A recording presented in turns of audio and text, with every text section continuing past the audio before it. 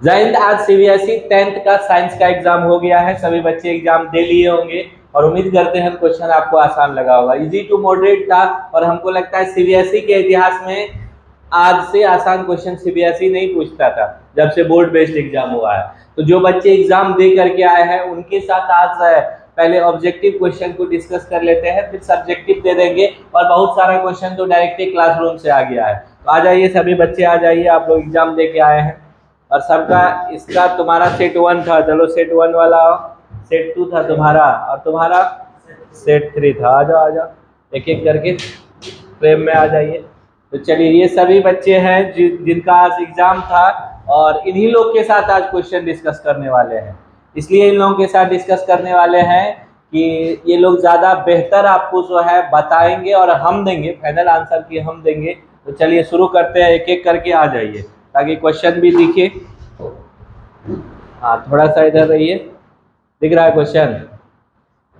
चलिए, पहला क्वेश्चन था, if we make carbon skeleton with 4 carbon atoms, the 2 different possible skeletons will be। बताइए इसका आप लोग आंसर क्या लगाए थे, क्या होगा सही आंसर? बी। बी कह रहे हैं आप लोग, क्लासरूम। ये तो क्लासरूम का किया हुआ क्वेश्चन है। हाँ, इसका सही आंसर हो जाएगा बिल्कुल बी। जो लोग लगाए हैं वो सही है। अभी हम लोग केवल आंसर को ही डिस्कस कर लेते हैं कम समय में। चलिए, 2 नंबर वाला क्वेश्चन का आंसर बताइए आप लोग। ये कौन चैप्टर से था? कार्बन एंड इट्स कंपाउंड से था। चलिए 2 नंबर वाला क्वेश्चन लीजिए। तो 2 नंबर वाला क्वेश्चन दिख रहा है ना? बताइए इस क्वेश्चन का। During electrolytic refining copper, the anode, the cathode and the electrolyte used respectively are. मतलब एनोड, कैथोड और इलेक्ट्रोलाइट जो यूज करते हैं हम लोग इलेक्ट्रोलाइटिक रिफाइंड कॉपर का, तो उसमें एनोड क्या होना चाहिए, कैथोड और इलेक्ट्रोलाइट। जल्दी बताइए इसका आंसर क्या है? हाँ, इसमें भी ठीक है लगाया है। जो ए लगाए हैं, इम्प्योर कॉपर होगा एनोड, प्योर कॉपर होगा कैथोड और एसिडिफाइड कॉपर सल्फेट सॉल्यूशन आपका इलेक्ट्रोलाइट होगा। ऑप्शन सब सीट में मिला के यही क्वेश्चन सब था। थोड़ा सा 1-2 क्वेश्चन इधर उधर है तो कोई बात नहीं, ये हम लोग का किया हुआ है विद फिगर। ये क्वेश्चन हम लोग किए हुए हैं। चलिए तीसरा ले लीजिए। The chlorine produced during the electrolysis of brine. Brine कहते हैं, ब्राइन तो तुम लोग भुला गया होगा किसको कहते हैं? Concentrated aqueous solution of NaCl को, concentrated aqueous solution of NaCl को ब्राइन। इसमें जो क्लोरीन गैस बनेगा उसका उपयोगिता पूछा है मैन्युफैक्चर ऑफ। ये क्या हो जाएगा? सोप एंड डिटर्जेंट बनाने में करते हैं ना, डिसइंफेक्टेंट्स में बनाने में करते हैं, यानी ब्लीचिंग पाउडर जो बनता है ना वो इसी से बनेगा। इसका हो जाएगा ऑप्शन नंबर बी, इसका सही है। अमोनिया नहीं होगा, प्लास्टर ऑफ पेरिस नहीं, इसका बी हो जाएगा। चलिए चौथा क्वेश्चन लीजिए। इसमें ABCD का वैल्यू बताना, मतलब एक तरह से आपको बैलेंसिंग पूछा है। तो सबसे पहले किसको, ये तो किया हुआ है, पहला चैप्टर का एक्टिविटी का क्वेश्चन है। नया बैच जो पढ़ा रहे हैं उसको भी अभी ये करवा दिया ऐसा क्वेश्चन। इसका क्या हो जाएगा? हाँ, यहाँ 2 लगा देंगे, यहाँ भी 2 लगा देंगे, यहाँ 4 लगाना होगा और ये अपने आप बैलेंस हो जाएगा। क्या? तो ये ऑप्शन नंबर डी बिल्कुल सही है। इसका आंसर हो जाएगा 2, 2, 4, 1। पांचवा का बताइए।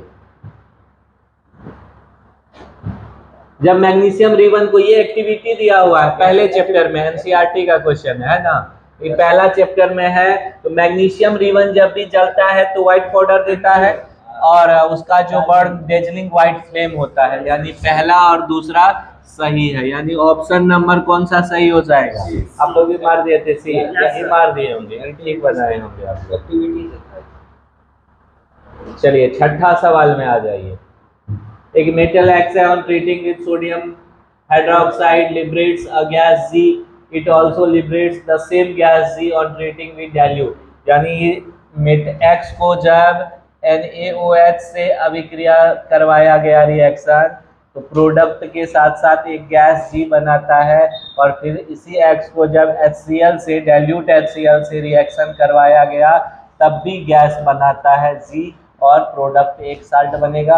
तो G मतलब कोई मेटल अगर एसिड से रिएक्ट करके गैस बना रहा है मतलब वह हाइड्रोजन गैस होगा, और यह मेटल एसिड से भी रिएक्ट कर रहा है, बेस से भी रिएक्ट करेगा मतलब एम्फोटेरिक इन नेचर होगा तो एम्फोट्रिक इन नेचर में आ जाता है जिंक, एल्यूमिनियम, पीबी, तो ये कौन सा ऑप्शन हो जाएगा? जिंक हो जाएगा। ऑप्शन नंबर वाला सी बिल्कुल सही है। बहुत बच्चे इसमें गलती करके वैसे आए होंगे, हमको पूरा विश्वास है। 7वां ले लीजिए। A metal M displaces from iron from aqueous solution of ferrous sulfate। एक मेटल है वह आयरन सल्फेट के एक्वस सॉल्यूशन से आयरन को डिस्प्लेस कर दे रहा है, मतलब आयरन से ज़्यादा रिएक्टिव है। अगर आयरन को डिस्प्लेस कर रहा है तो यह मेटल क्या है? आयरन से ज़्यादा रिएक्टिव है। लेकिन कह रहा है ज़्यादा रिएक्टिव में बहुत कुछ आ जाता है, ये potassium, sodium, calcium, magnesium, aluminium, zinc, और तब आता है आयरन। तो अब दूसरा स्टेटमेंट पढ़िए, लेकिन यह एल्यूमिनियम को डिस्प्लेस नहीं कर पाता, इसका मतलब यह एल्यूमिनियम से कम है। तो एल्यूमिनियम से कम और आयरन से ज्यादा कौन हो गया? जिंक। कौन सा ऑप्शन? Option number D. हाँ, ये सब बच्चा सही बना लिया होगा। चलिए अगला ले लेते हैं। ये 8 नंबर का बायोलॉजी से सवाल है। ये जो एक्स है ये है क्या? ये पता चल रहा है ये एक्स क्या है? ये क्या है? मेडुला है। मेडुला है ये, एक्स मेडुला है। तो सैलिवेशन को कंट्रोल करता है मेडुला, ब्लड प्रेशर को भी करता है, वोमिटिंग को भी करता है, जितना अनडिजायर्ड जो है कंट्रोलेबल होता है उस सबको करता है, लेकिन हंगर को ये नहीं करता है। तो इसमें नहीं ही पूछ रहा था, तो हंगर हो जाएगा, 8 का बी हो जाएगा। सब सेट में मिलाया जाके ये क्वेश्चन था ना, 1 2 3 सब सेट में। अब आ जाइए, लिस्ट द बिलो स्टेप्स। हाँ, अमीबा में न्यूट्रिशन का स्टेप्स बताना है। चलिए बताइए, पहले क्या होता है? सबसे पहले अमीबा जैसे ही अपना फूड देखता है तो क्या बनाता है? सूडोपोडिया का फॉर्मेशन। वो क्या होता है? Finger like temporary extension of cell surface, यानी सबसे पहले 3 हो जाएगा, उसके बाद फूड वैक्यूल्स फॉर्मेशन होता है, तो 3 के बाद 2 हो जाएगा, तो 3 2। देखो बहुत नहीं पढ़ना है, इस सब में भी टाइम बचाना है। 3 के बाद 2, एक ही तो ऑप्शन है जिसमें पहले 3 है उसके बाद 2 है, तो ऑप्शन नंबर बी हो जाएगा। आगे ज्यादा दिमाग लगाने का टेंशन ही नहीं था। हालांकि इसमें बहुत बच्चा डी करके आया है, क्या इज भी टिक लगाया है, डीए में लग रहा है, तो ये गलत हो जाएगा। इसका ऑप्शन नंबर बी सही होगा। कोई नहीं, 2-3 गलती भी होना चाहिए ना। The plant hormones promoting rapid cell division in seeds and wilting of leaves respectively are. इसका क्या हो जाएगा? साइटोकाइनिन और एब्सिसिक एसिड। हाँ, बी हो जाएगा इसका भी, साइटोकाइनिन और एब्सिसिक एसिड हो जाएगा। क्वेश्चन दिख रहा है ना स्क्रीन पे? पूरा क्वेश्चन के बीच में लोग नहीं ना आ रहा है? हाँ। The modes of reproduction spirogyra और प्लेनेरिया। प्लेनेरिया और स्पायरोगायरा उस दिन जो 10th का एक लास्ट क्लास हम लोग लिए हैं, ये वो बिहार बोर्ड वाला, उसमें नहीं 3 घंटे का 1 क्लास, उसमें ये सब बताए हैं।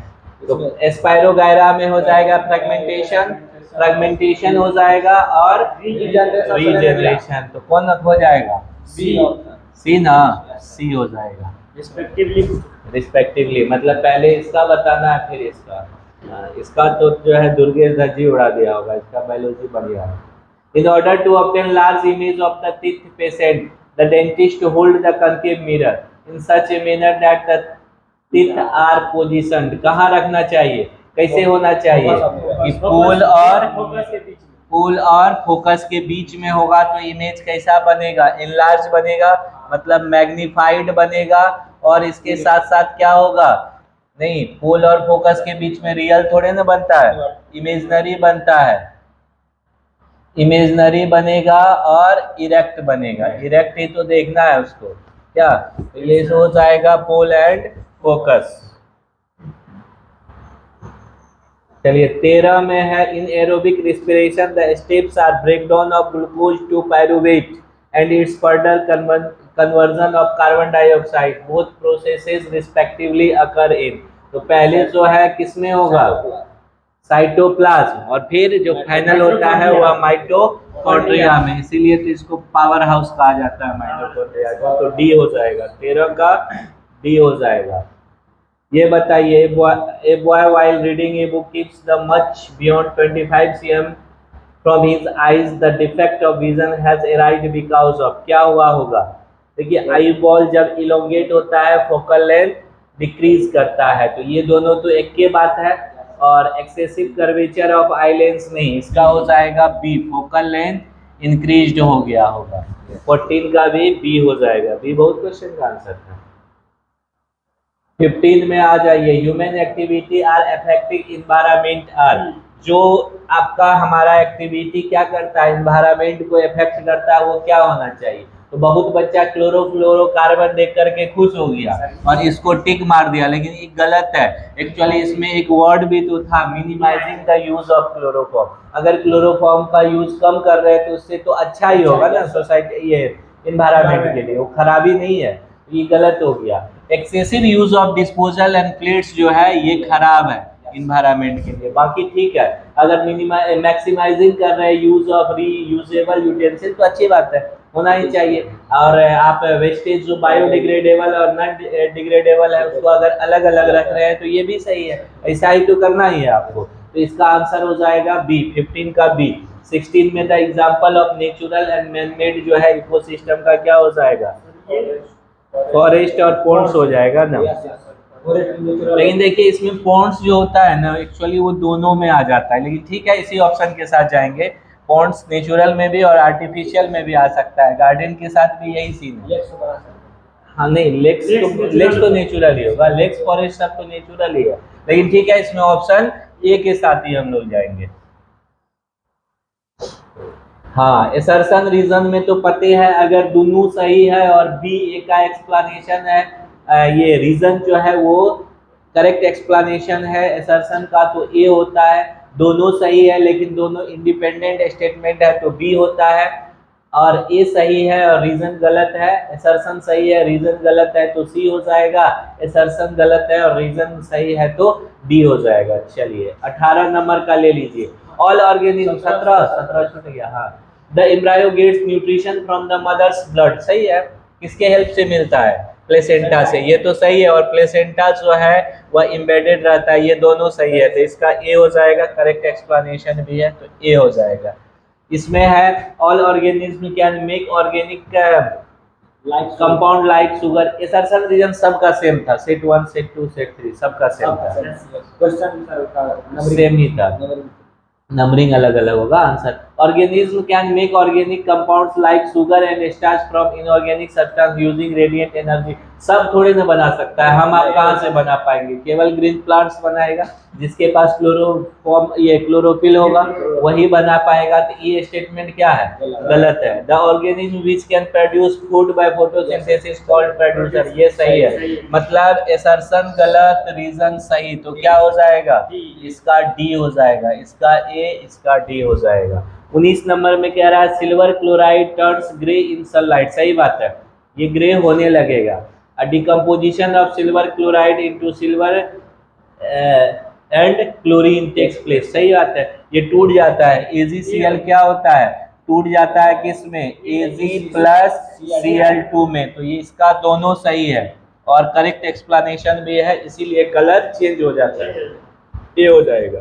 19 का ए हो जाएगा। चलिए 20 का आप लोग बताइए तो क्या होगा? The pattern of the magnetic field of a solenoid carrying a current is similar to that of bar magnet, सही है कि गलत है? बताइए, ये सही है कि गलत है? हाँ सही है। बार मैग्नेट का पैटर्न क्या होता है?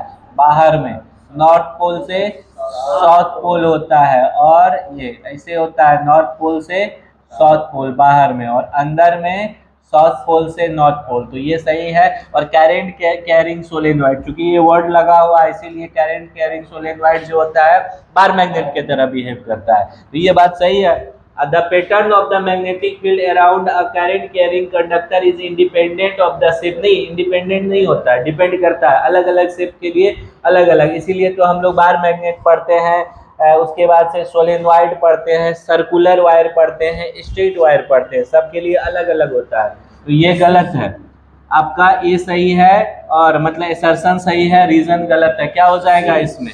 हाँ, जो लोग सी बनाए होंगे ठीक है। मोटा मोटी सबका यही, एक आध क्वेश्चन उल्टा पुल्टा है, मिला जुला के सबका यही है। हम लोग ये सेट 2 डिस्कस किए थे ना, ये सेट 2 है। इस हिसाब से बाकी सेट को भी मिला लीजिएगा, नहीं कहिएगा तो उस सब को भी डिस्कस कर देंगे। जो सिमिलर है ये है। आप लोग का ठीक ठाक एग्जाम गया, हमको लगता है 15-16 सबका सही हो जाना चाहिए। बाकी लोग भी मिला करके बताइएगा और बने रहिएगा हम लोग के साथ। ऑनलाइन नहीं दे रहे थे कंटेंट, लेकिन अब देंगे और अच्छा खासा देंगे। 6 to 12 प्लस कंपटीशन का, साइंस का तो एकदम धज्जी उड़ा देंगे क्या।